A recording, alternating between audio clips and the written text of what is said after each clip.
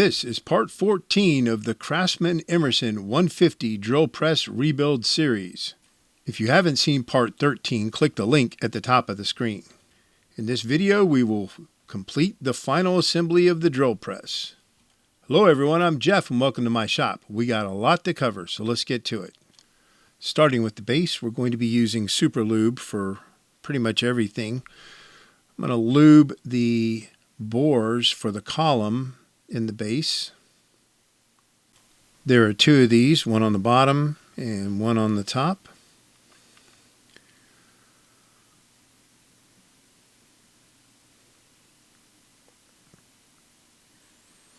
We have that piece of cardboard that I'm going to put directly under where the column is going to rest. That way the column should sit flush with that bottom bore and not go all the way to the table. And then I'm lubing up the base lock shoe, and this is a piece of cast iron that is going to rest directly against the column. So I'm just applying super lube all over it. Keep it from rusting as much as possible.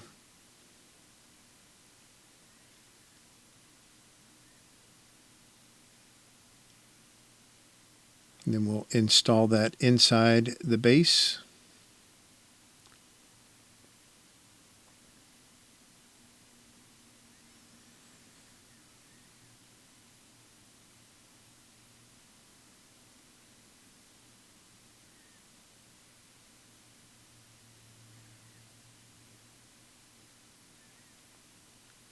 Then we have the lock screw, which is a really big square head screw. We're just going to lube it up a little bit and then insert it into the base as well.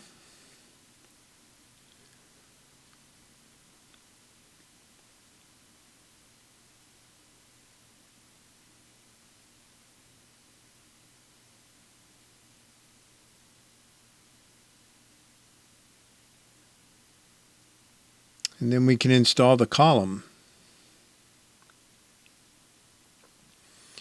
So all the way up until the second generation Emersons, so all of the 100s and all of the 150 columns, whether it was for a benchtop or a floor standing column, have a milled section inside that column. And that needs to be up. That needs to be on the top of the column. And that milled section is for a attachment that allows you to adjust or give you more speed options. But in any case, we insert the column. You can see that kind of milled line on the inside of the column there, just barely at the bottom of the screen. So we'll seat that column inside both the bores and then tighten down that lock screw.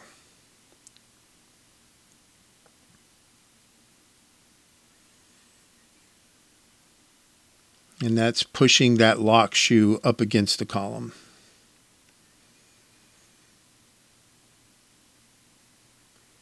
All right, so next we have the table. We will go ahead and lube up all the bores on the table.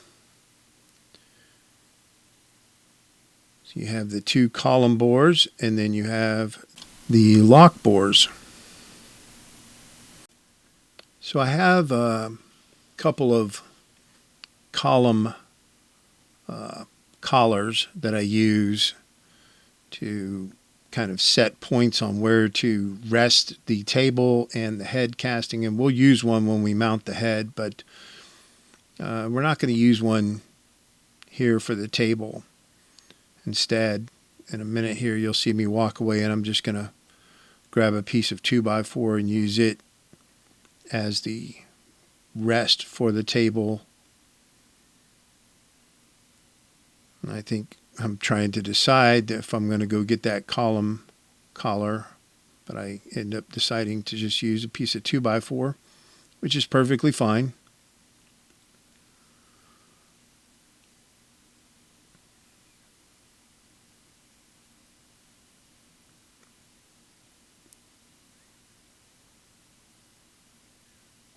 like so. And then we can slide the table onto the column and just let it rest on that 2x4. Now we can lube up the lock. So for the lock, it's got 3 pieces. It's got the lock nut, the lock sleeve, and the lock handle. So this is the lock handle and screw.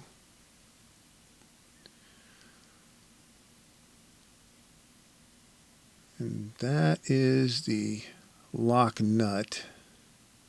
Now on the head locks, the table lock, and the quill locks, all of these locks, the lock nuts and the lock sleeves, have flats milled on them.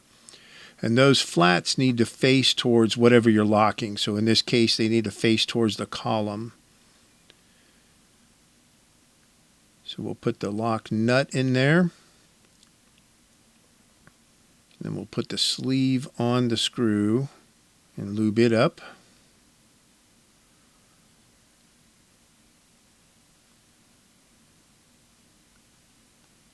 And then we'll insert it from the other end. So these are ambidextrous. You could put it on either side. The parts diagram calls for the lock handle to be on the left side, but I prefer it on the right.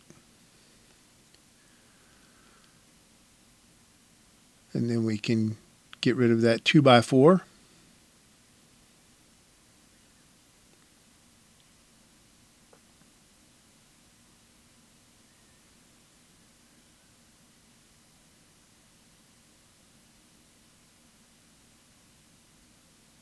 And lock the table down.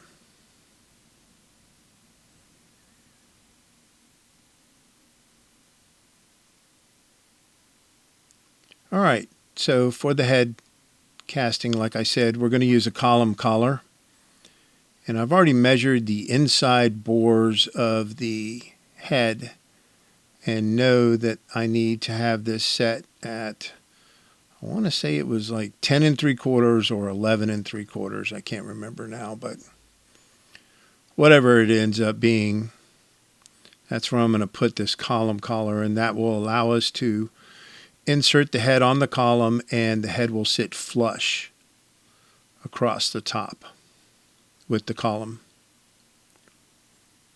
So next we'll just lube up the 2 column bores on the head casting.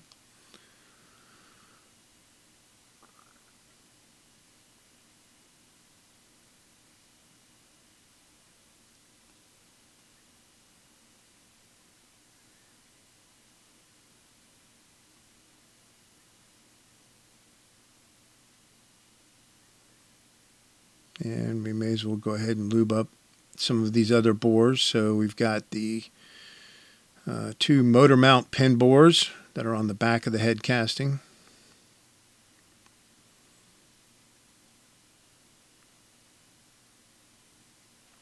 We've got the lock bores on the sides for the head and for the quill.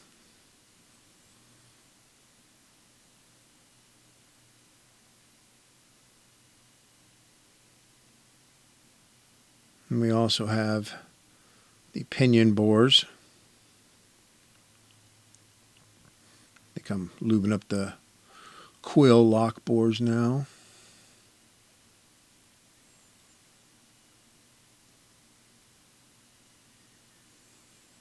And on the bottom we've got the quill. There's 2 bores in there. One right at the bottom and then one a little bit further up. And then we've got the pinion bores, which there are 2 of those as well on the far side. Now we can mount the head casting.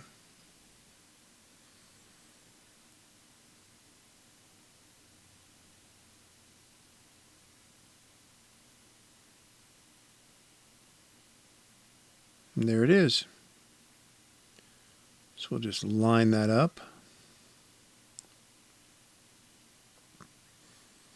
Then we can lube up the lock sleeve, and the lock handle / screw and install all of that. And for the lock handle, I prefer on the head casting it be on this side.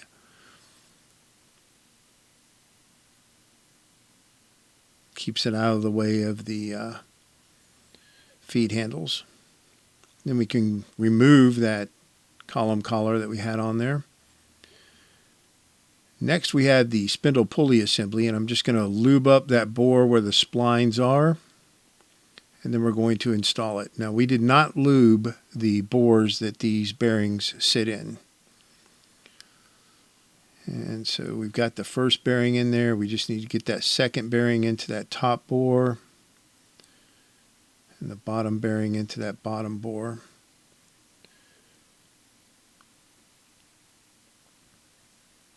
As you can see, it's a little cocked right there. We go. So now I'll reach up in there and fill the underside of that bottom bearing and make sure it's fully seated. And then another way to check it is to put a straight edge across the top and then measure, and you should have 3/4 of an inch. Next, we'll go ahead and install the pinion into the hub.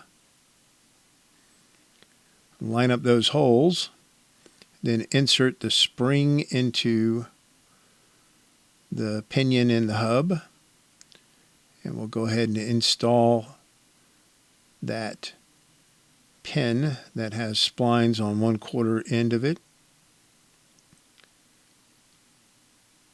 like so. Now that spring is captured in the hub.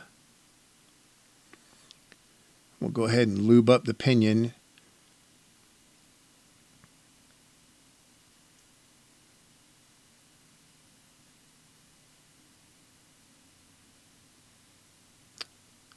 We'll install that fiber washer on the pinion.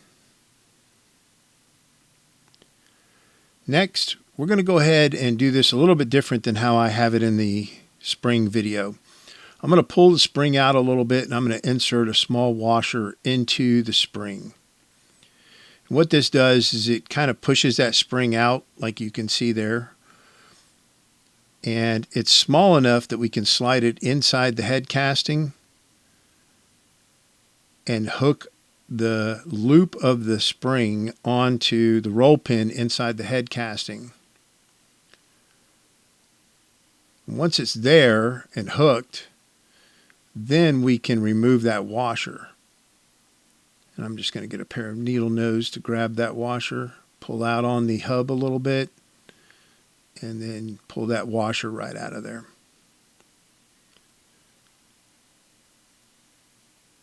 And there you go. Super easy. So now that's captured.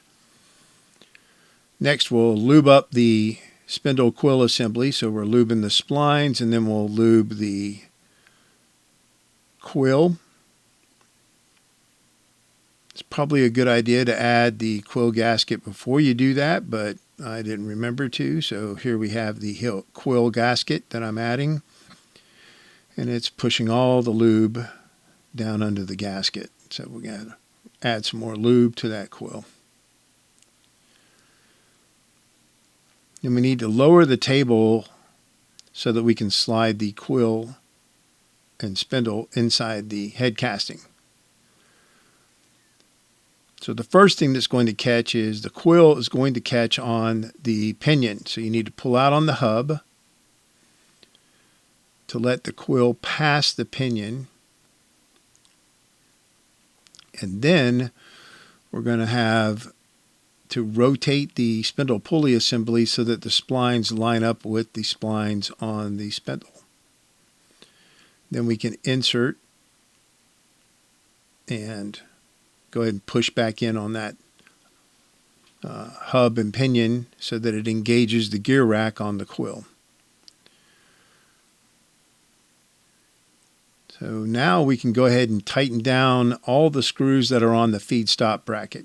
So the first one is that screw for the feed stop rod. And then we can add the 2 feed stops.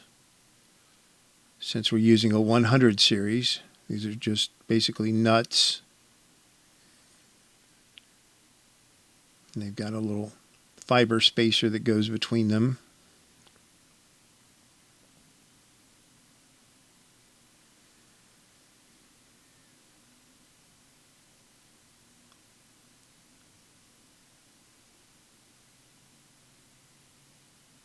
Because the 150 calls for a quick adjustment feed stop, but it didn't come with this drill press. And I tried to find a replacement and couldn't, so we're just using 100 parts here, which is perfectly fine. They work great. We'll tighten down that screw, lock washer, and nut that's on the feed stop bracket that locks the feed stop bracket to the quill.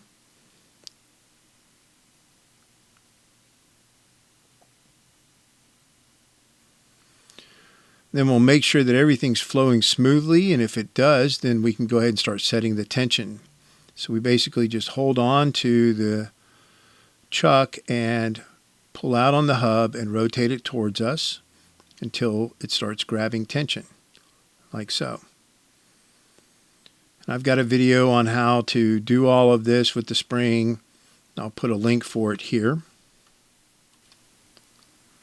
And once I've got the tension where I want it, I'm going to rotate that until I get the feed handles in the orientation that I want them, which is that one on the front kind of at a 90-degree angle. We're good to go. Next, we can raise that table up and lock it in place.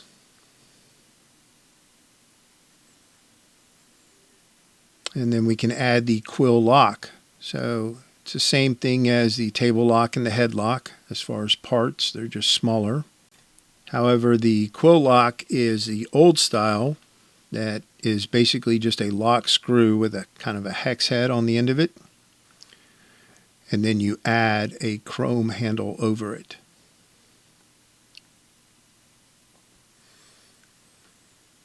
So we'll get it locked in there. And then here's the chrome handle, and I'm going to put it in its lock position and then loosen everything so that we can access the back side of it where that small set screw goes. See how it works.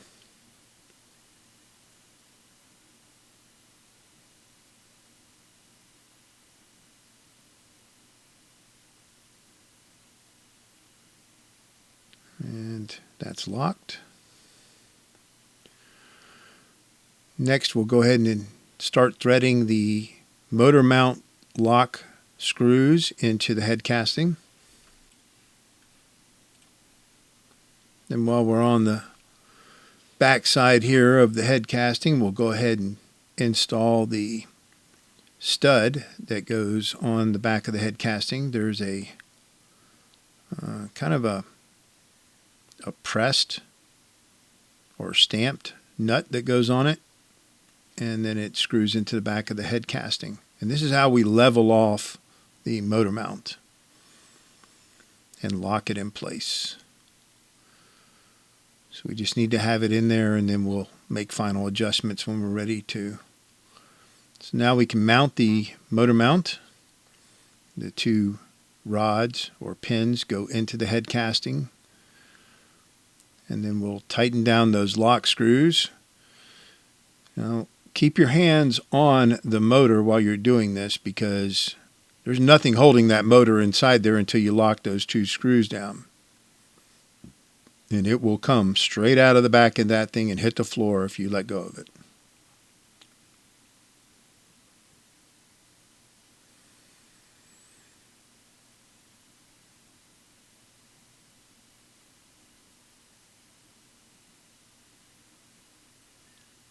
So next we can make some adjustments to that stud on the bottom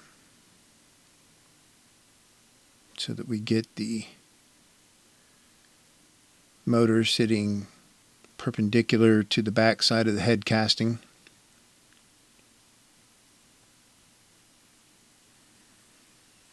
And I'm installing a rubber grommet on the stud.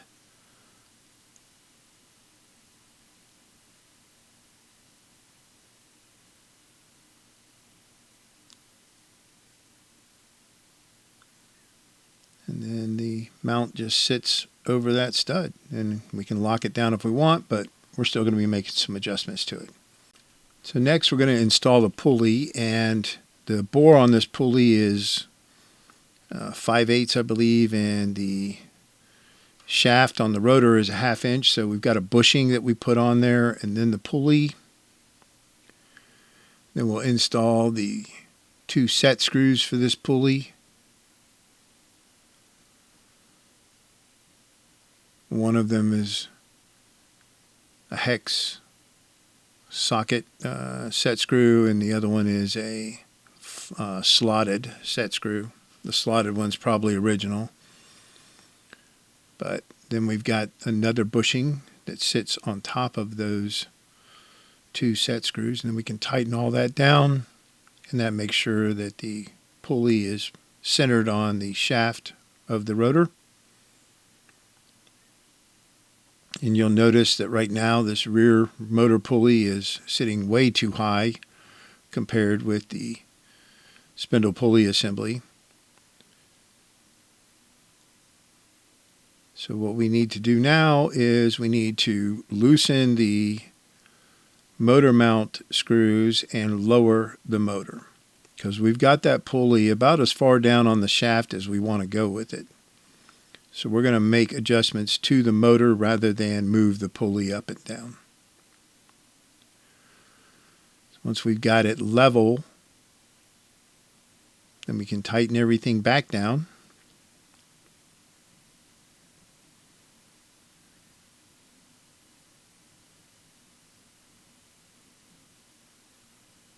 And we're good to go.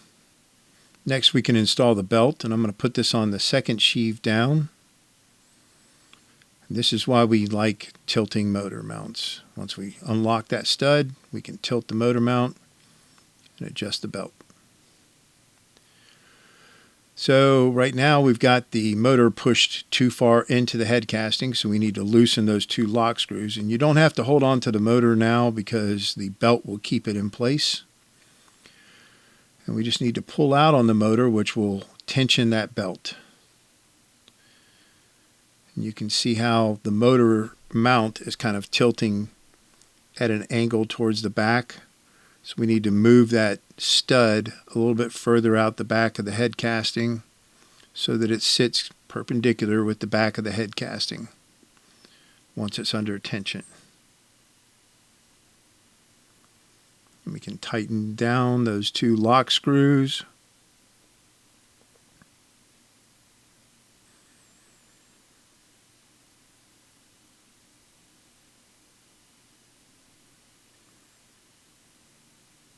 And that will give us the proper tension. Then we just make any final adjustments to that stud that we need to make so that the motor mount sits nice and flush.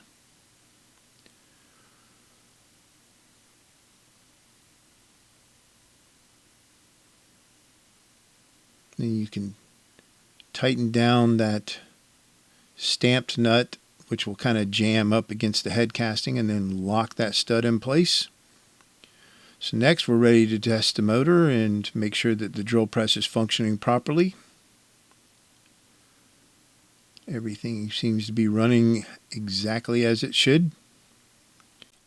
Next, we should have done this earlier, but I forgot, and it happens. There are 2 machine screws that hold the spindle pulley assembly inside the head casting. One goes on each side, and we need to install those.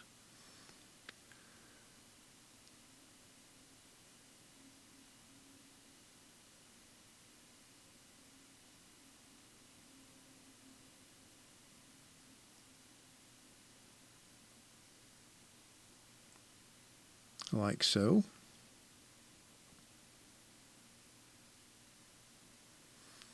So if you guys have been following along with this video series, you know in video number 1, this is what we started with. Floor standing Craftsman Emerson 15.5-inch 150 series drill press that had seen much better days. The rust on it was insane.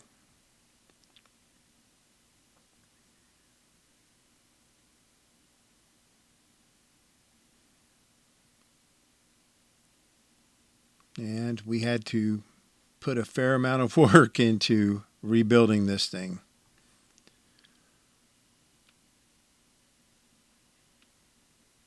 But we did. And we got a much better looking drill press out of it. And here is the final drill press as it sits now. I'm impressed and pleased with how it turned out.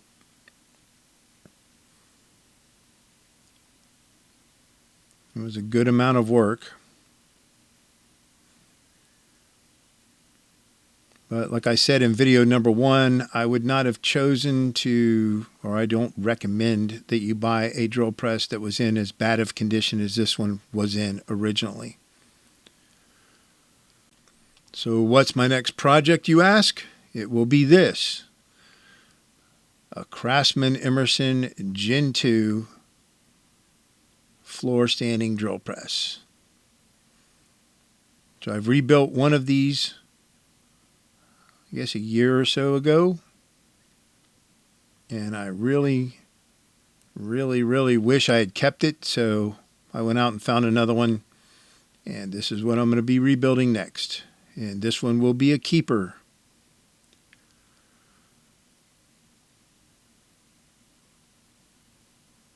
But that is what we're going to be working on next. So that's going to wrap up this series and this video. I hope you enjoyed it. If you did, please like and subscribe. Don't forget about all the links down in the description of the video. If you got any questions or comments, leave them in the comments section. As always, I appreciate the support, and I will see y'all next time.